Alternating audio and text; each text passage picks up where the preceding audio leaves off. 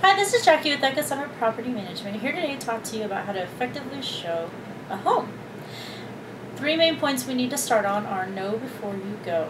Know the home, know your area demographics, and know your prospects. You need to know the area demographics. Choose key points, like here in Denver, if it's a Cherry Creek School District home, that's very important. Know your entertainment venues. Know your school districts. Know any local parks. RTD bus lines for some of our homes. Know the demographics that match your prospects that you're showing. Know your prospects. Get some basic information before they come to the home. Get their names. How many people are going to be living there? Do they have pets? What's important to them? Do they have any special needs? And then the third thing is to know the home before you go. And I know that sometimes people can't get to know the home specifically, like special points about it, but know the basics.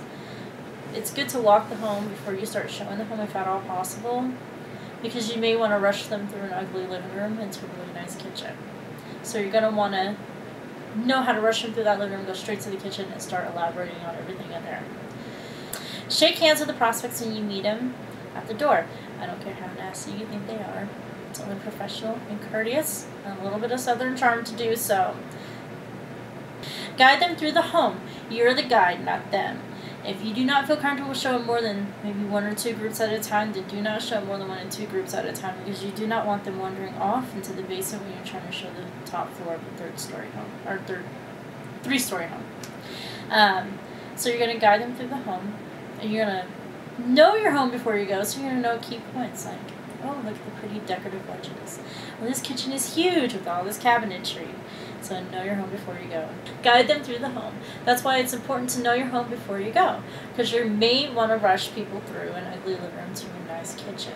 So if you do not feel comfortable with showing more than 2 groups of people at a time, then don't do that. It's because you do not want them splitting off. You're not going to have control of the showing at all if that happens. So know your home before you go. Guide them through and point out key points of the home. While you're doing this, ask them what they think. So what do you think of this kitchen and all these cabinets? You'll notice that they'll start to touch countertops and cabinets. Yeah, I really like this. And if they don't, they'll say, it's probably not big enough for me. Then you can focus in on the ones that do. Or maybe you can think of ways to overcome that small kitchen. Ways to overcome a small kitchen is like an eating kitchen. You know, like you could put a movable island here. You can have an eating kitchen so you can feed your kids really quick in the morning if they have children with them. If they don't say that. Guide them through the home. You're the one in control of the showing, not them. If you do not feel comfortable showing more than 2 or 3 groups at a time, then do not show more than 2 to 3 groups at a time. You do not want them splitting off and showing themselves the home, because then they'll start to find flaws in the home that you don't even want to point out when you're showing it.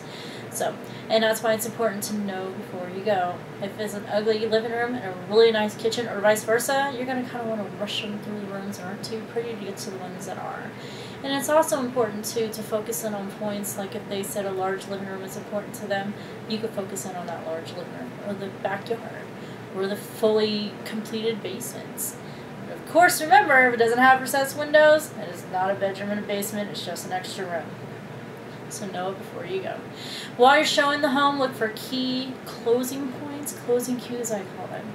So you're going to watch for them touching things like cabinets in the kitchen, placing their furniture in there, or I really like this. So you're going to ask them questions like, so what do you think so far? Or don't you love these decorative ledges? Or what about that great fireplace? And they'll say, yeah, I really like that. If they say I like anything, then they really like it. And those are key closing cues for you to use at the end. Fair housing questions that come up while you're showing a lot of times are, how's the area here? Do not ever say it's a safe neighborhood. Never, never. Just say, oh, it's a really nice neighborhood. Well, is there crime here? Well, it's a nice neighborhood, but if you have any questions, you can look on the web for a lot of information. You can go to Google. Just never say it's a safe and secure neighborhood.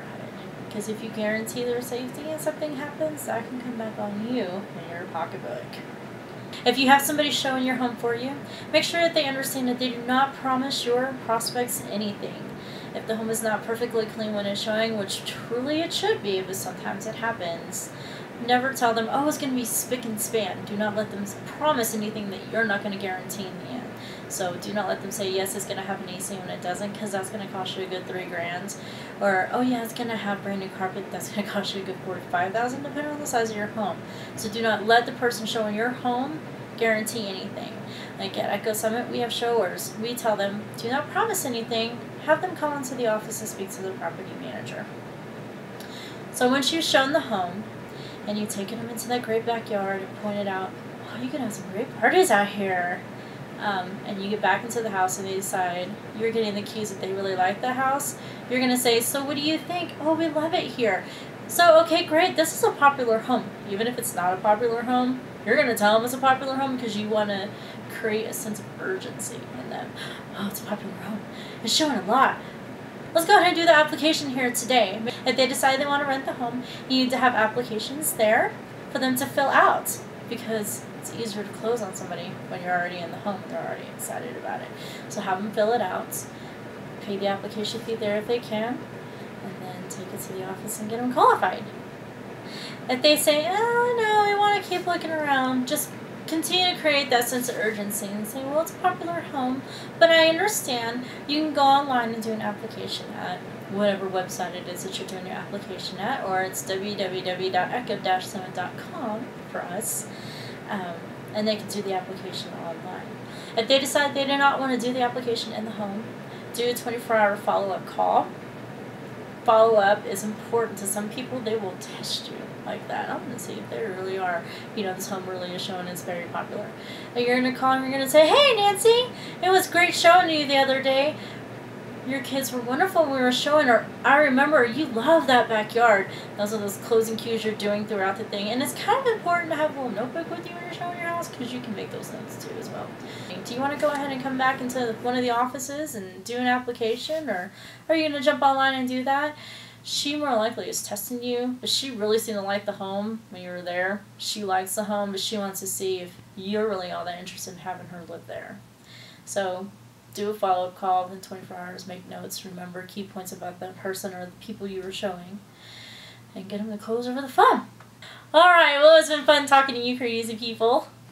For more information about this or other topics, you can go to www.echo-summit.com/education, where you'll learn all sorts of things like for housing, accounting, oh yay, and the fun stuff like showing. Bye!